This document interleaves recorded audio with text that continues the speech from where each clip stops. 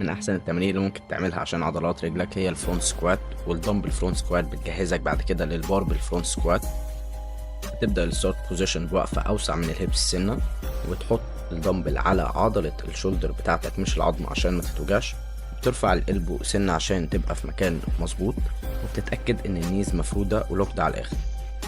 الان بوزيشن زي باقي السكواتس بيبدا لما الهيبس تعدي النيز، وكل ما نزلت اكتر كل ما كان احسن. خلي النيز تعدي التوز عشان تقدر تنزل اكتر. اتاكد ان ظهرك مفرود تماما من اول عده لاخرها وما بيتغيرش، والدمبل لسه في مكانه والالبوز لسه مرفوعه زي ما كانت مرفوعه. بتركز انك تطلع لفوق عن طريق انك تشد كل عضلات رجلك سواء كانت الاماميه او الخلفيه او الهيبس. بتطلع لحد ما النيز تبقى مفروده على الاخر وترجع للستارتنج بوزيشن. لو عايز تسأل أي سؤال عن التكنيك اسألنا على السبورت وهرد عليك في أسرع وقت. ما تنساش تصور نفسك عشان تتأكد دايما إن أنت بتلعب صح.